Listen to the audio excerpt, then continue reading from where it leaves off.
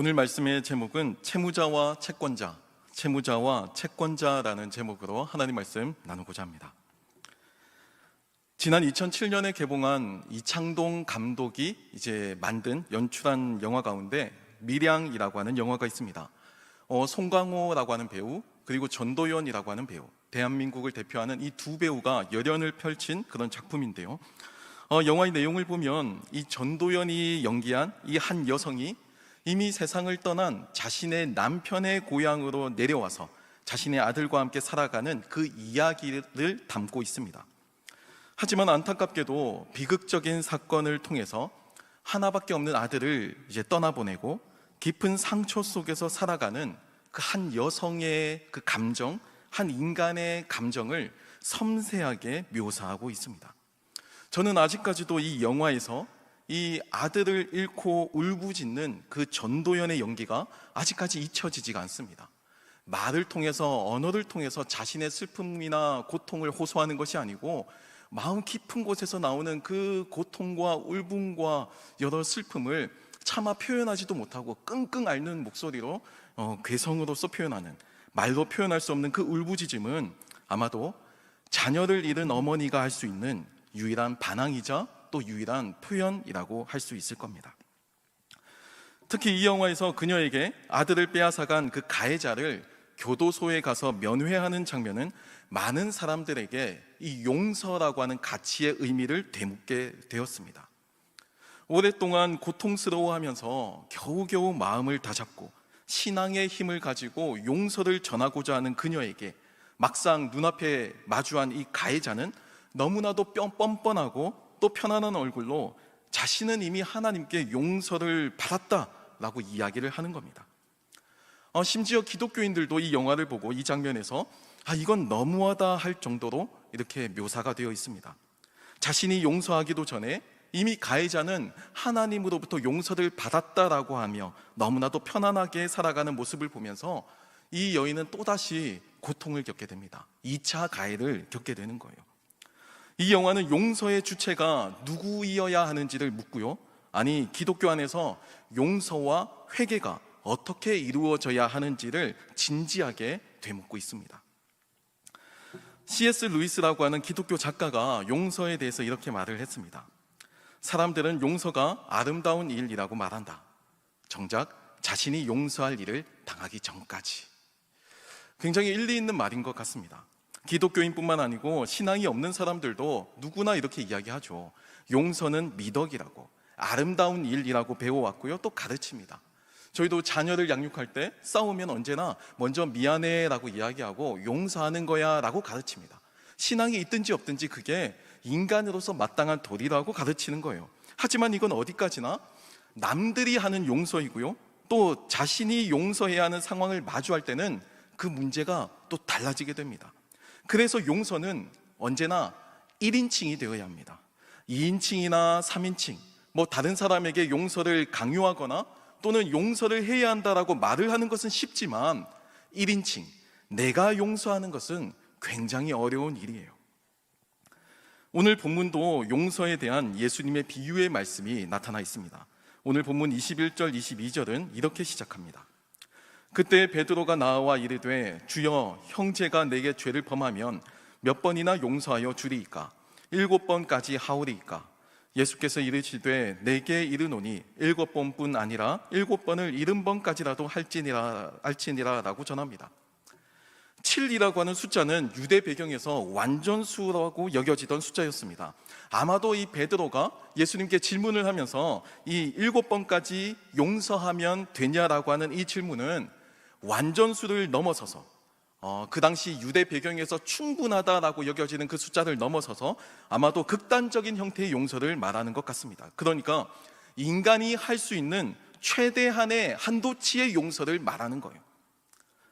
영국에서 신약을 가르치고 있는 프랜스라고 하는 학자가 있는데요, 이 본문을 가지고 아주 재밌는 해석을 하기도 합니다. 이 베드로의 질문이 용서에 대해서, 그러니까 더 이상 인간이 할 수 없는 극단적인 형태라는 점에서 아마도 이 베드로의 질문은 창세기에서 가인에게 복수하려는 사람들에게 주어지는 그 형벌의 대가를 의도적으로 베드로가 염두를 해두고 예수님께 질문한 거다라고 이야기를 하기도 해요. 창세기 4장 15절에는 이런 구절이 있거든요. 여호와께서 그에게 이르시되 그렇지 아니하다. 가인을 죽이는 자는 벌을 7배나 받으리라 하시고 가인에게 표를 주사 그를 만나는 모든 사람에게서 죽임을 면하게 하시니라. 아벨을 죽인 가인은 하나님께 벌을 받아서 추방을 당하게 됩니다. 거기서 가인은 자신을 해하려는, 자신에게 복수하려는 사람들이 있을 거라고 생각을 하죠.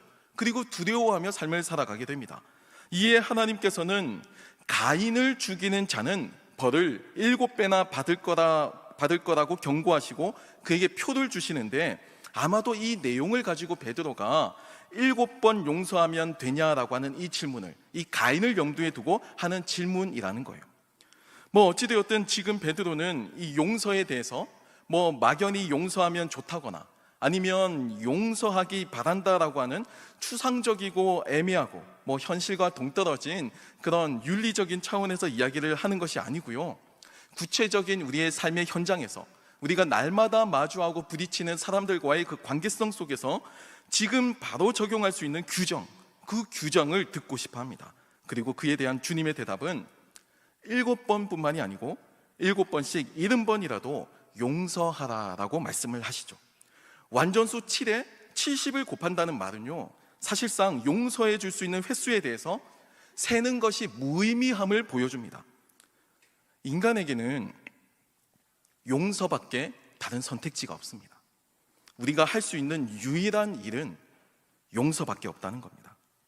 그리고 주님은 용서에 대해서 이제 비유의 말씀을 전하십니다. 그리고 그 내용이 용서할 줄 모르는 종 비유입니다.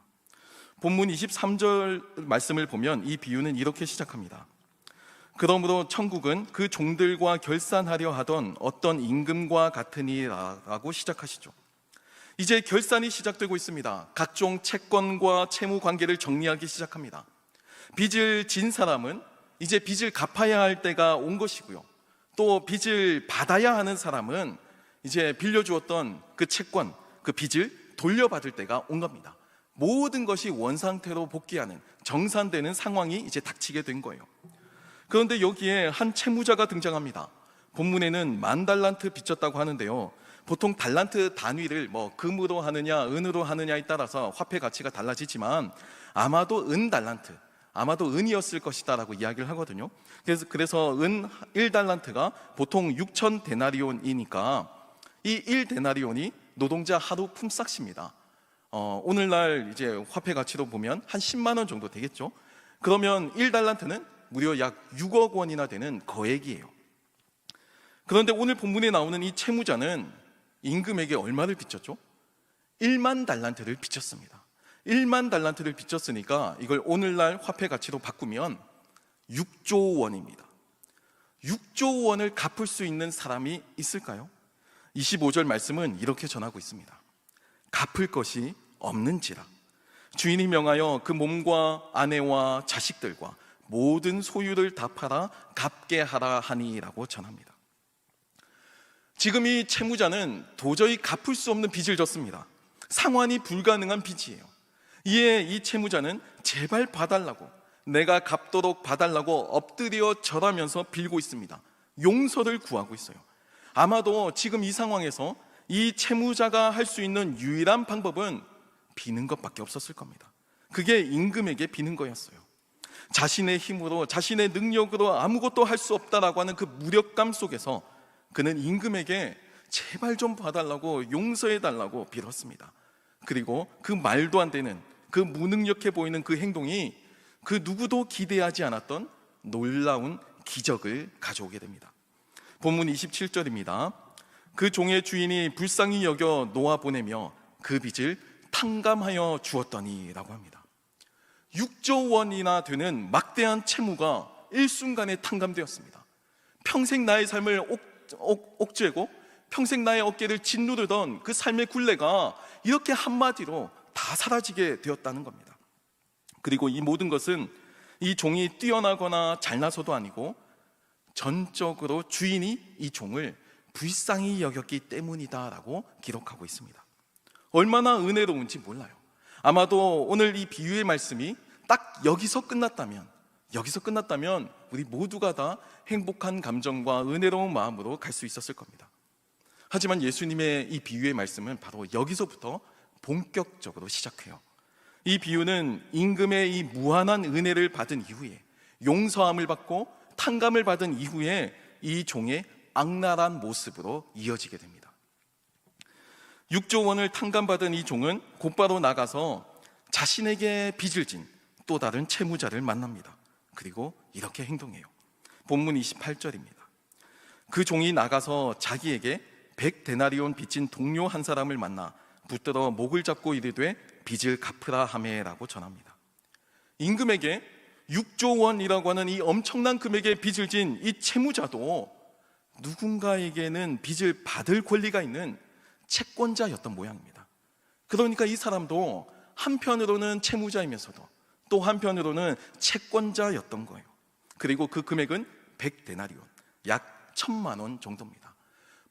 결코 작은 금액이라고는 할 수 없지만 앞서 6조 원과 비교하면 사실 비교가 불가능할 정도의 금액이죠. 자신에게 빚을 진 이 채무자도 이 종에게 제발 봐달라고, 제발 한 번만 봐달라고 용서를 구하며 빌었지만 그는 봐주지 않습니다. 그리고 빚을 갚도록 옥에 가두고 맙니다. 그리고 이 사실을 알게 된 임금이 고약하게 여겨서 탕감해 주었던 그 빚을 모두 취소하고 그를 옥에 가두는 것으로 이 비유는 끝나게 되죠. 얼마든지 해피엔딩으로 마무리가 될 수 있었던 이 예수님의 비유의 말씀은 이렇게 배드엔딩으로 끝나게 되었습니다.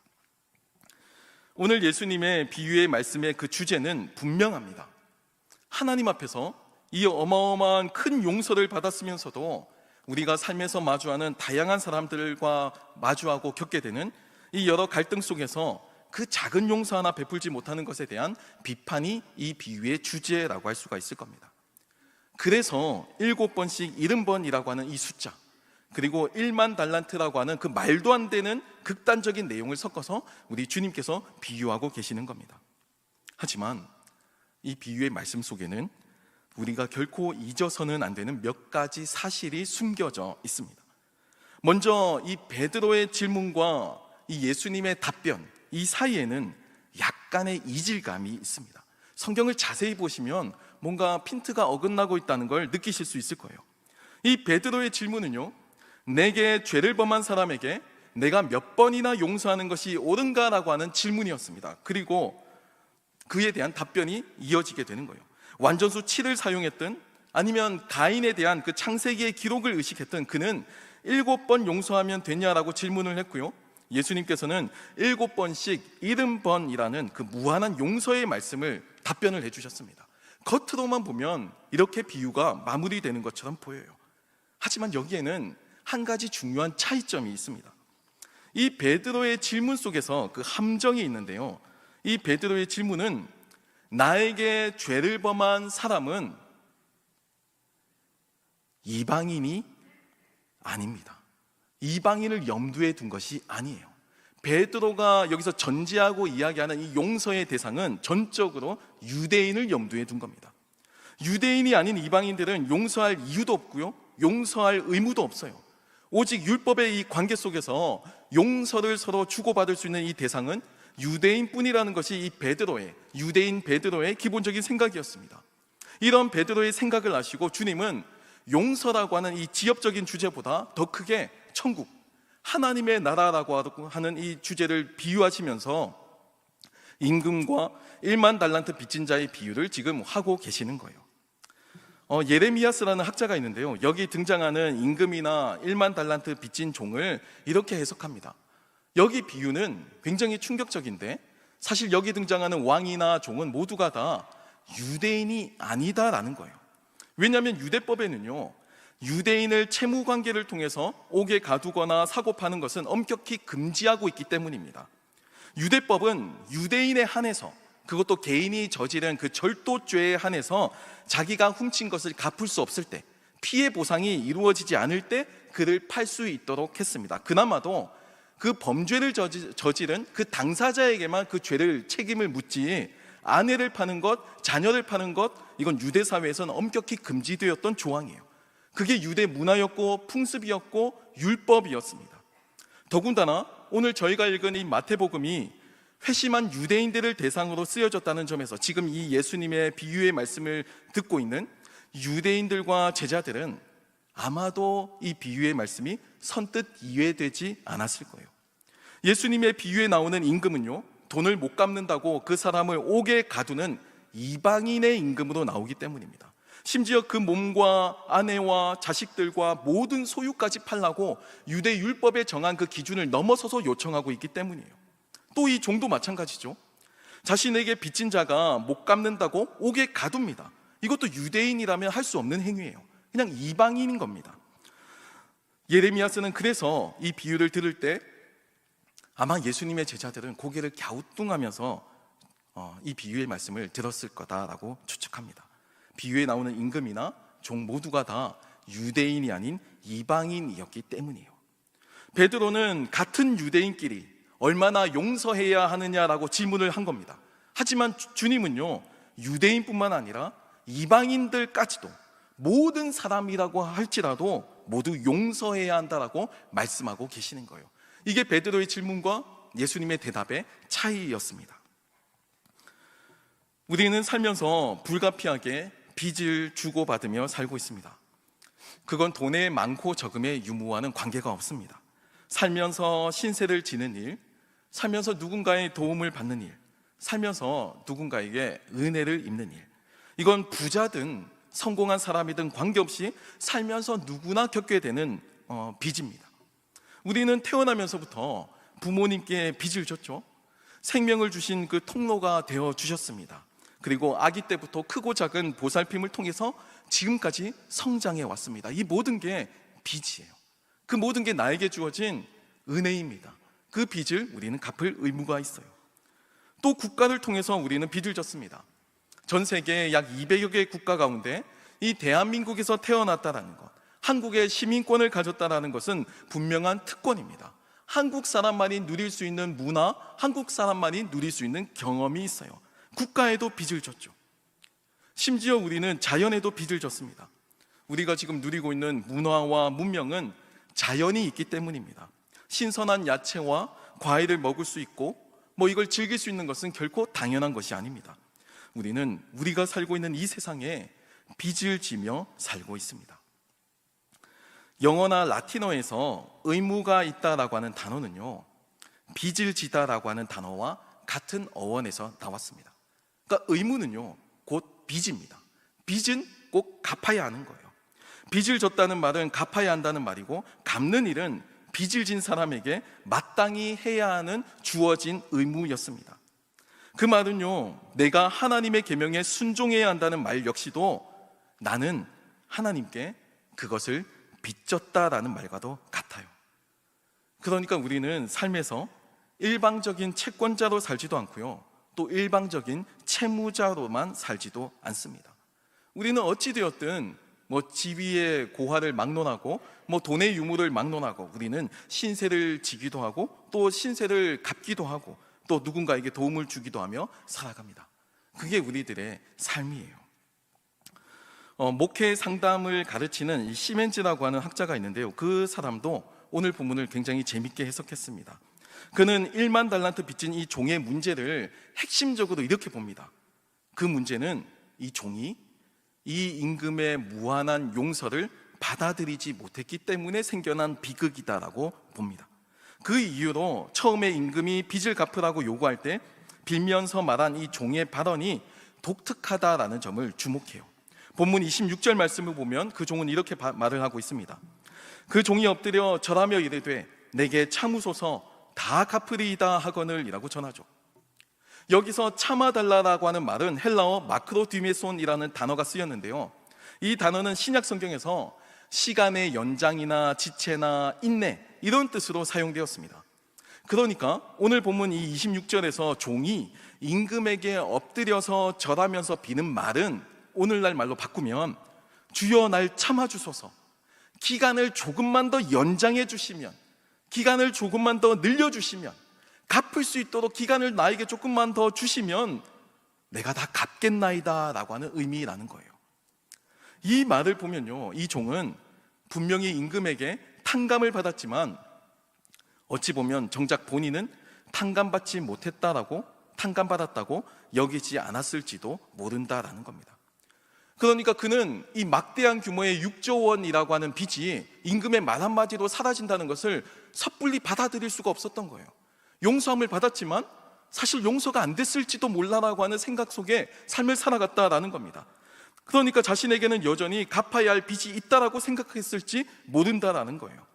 6조 원의 빚이 탕감되었다는 사실을 받아들이지 못하고, 그래서 자기에게 1,000만 원 빚진 사람을 옥에 가두고 어떻게든 그 빚을 악착같이 받아내서 6조 원 상환하는 데 보태고자 했을지도 모른다라는 거예요. 중요한 사실은 임금은 6조 원이라고 하는 이 엄청난 채무를 탕감해 주었다는 사실에 있습니다. 이것이 사실이고 이것이 진리예요. 그런데 문제는 이 금액이 너무 엄청난 금액이기 때문에, 너무나도 비현실적인 그런 금액이기 때문에 어떤 사람들은 이 놀라운 은혜의 소식을 들어도 이 탕감의 소식을 수용하지 못합니다. 받아들이지를 못해요. 믿을 수가 없다는 겁니다. 그래서 탕감이 되었음에도 불구하고 여전히 그 삶의 현실은 빚에 억눌려서 살아갑니다. 여전히 자신에게 시간이 더 있으면 나의 힘으로 갚을 수 있을 거다라고 하는 환상을 가지고 살아갑니다. 미덕이라고 가르치고 살아가요. 스스로도 바쁘고 분주하고 엄격하게 살지만 다른 사람들에게도 혹독하게 대하면서 여전히 나에게 빚진 그 채권, 나에게 빚을 갚으라고 빚을 받으러 다니면서 누군가를 옥에 가두고 또 자신이 옥에 갇히기도 하며 그 고통 속에서 일상의 삶을 살아가고 있는지도 모릅니다. 사랑하는 성도 여러분, 오늘 본문 말씀은 교리적으로도 굉장히 흥미로운 본문입니다. 겉으로는요, 이 경제적인 내용을 통해서 용서라고 하는 주제를 설명하고 있지만 실제로는 기독교 복음의 핵심이죠. 죄에 대한 용서, 그리고 구원에 대한 내용을 이 비유를 통해서 주님께서 직접 설명하셨기 때문입니다. 우리가 죄를 지었다는 말은 곧 하나님께 빚을 졌다라는 말과 동일합니다.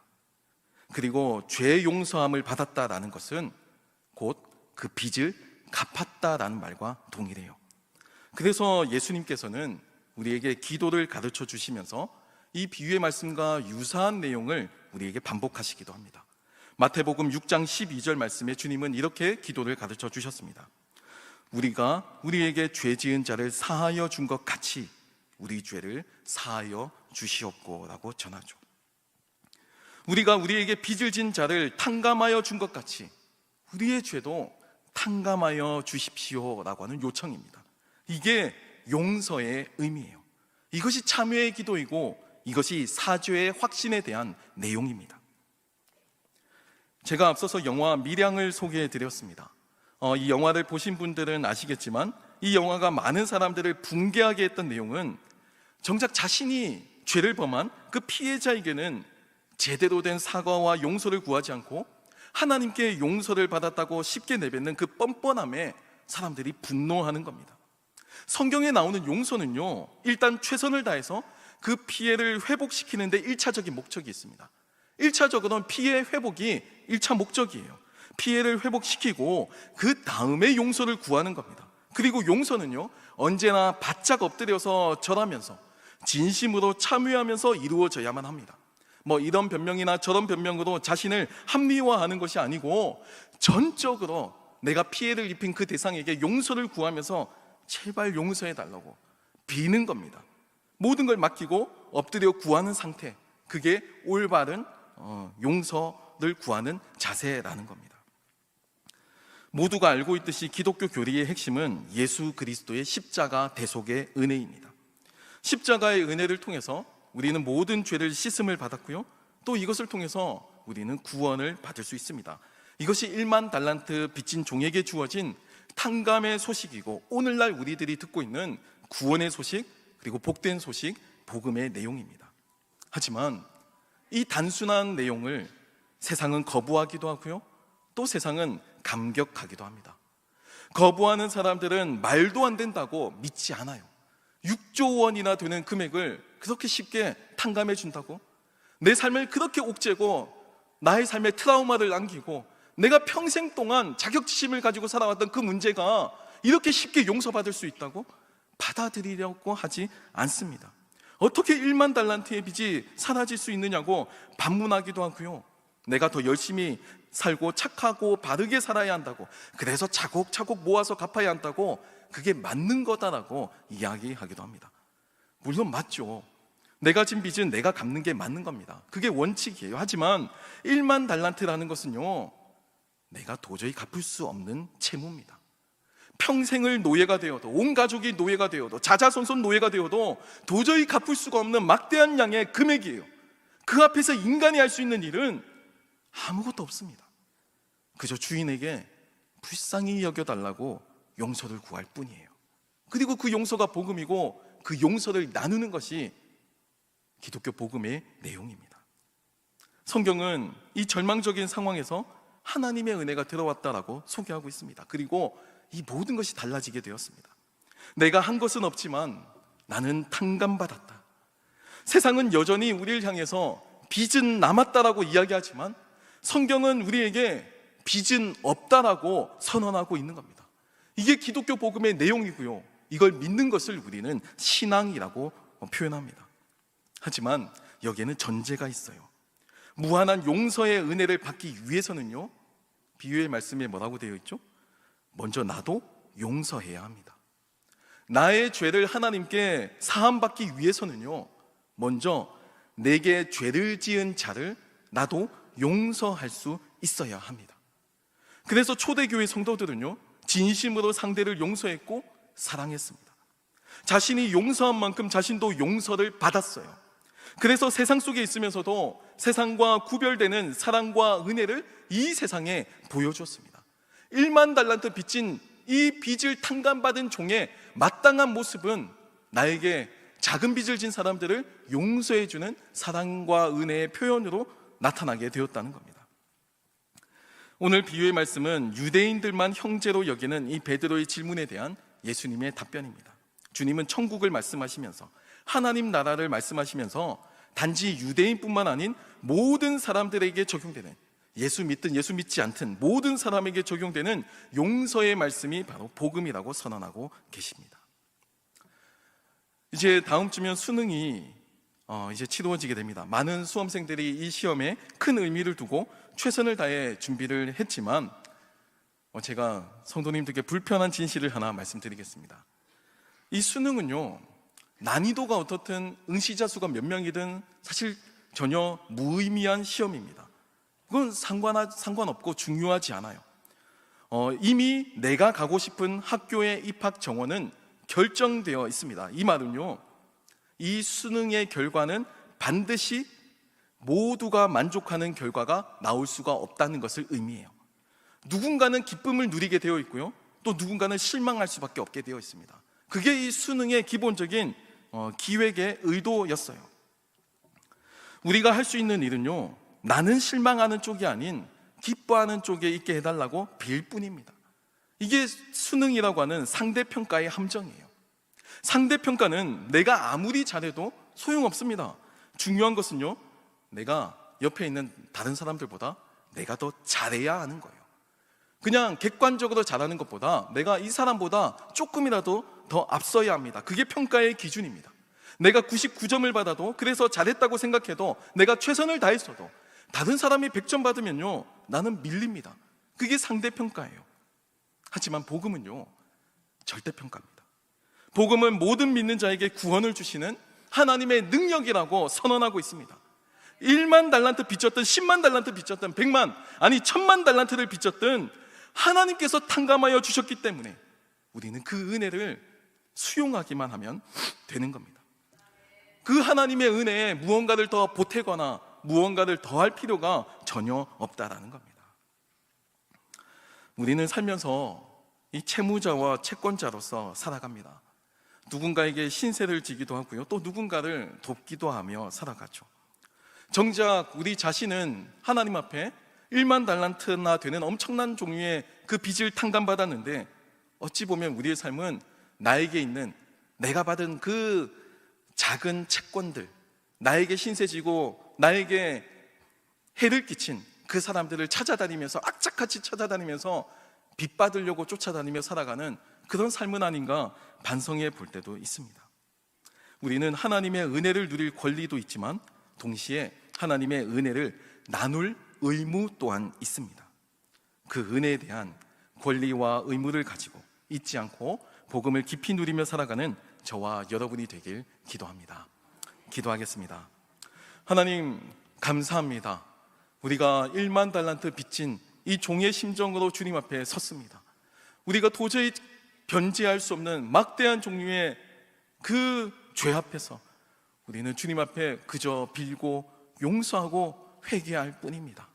우리에게 값없이 주어진 이 용서가 또한 우리 주변에 있는 사람들, 내가 삶을 마주하며 나에게 빚을 갚아야 하는 그 사람들에게도 용서의 은혜로 흘러갈 수 있게 도와주시옵소서. 그것이 우리의 참회의 기도가 되게 하시고 그것이 우리의 사죄의 확신이 되게 도와주시옵소서. 함께하여 주실 줄 믿습니다. 감사하며 예수님의 이름으로 기도드립니다. 아멘.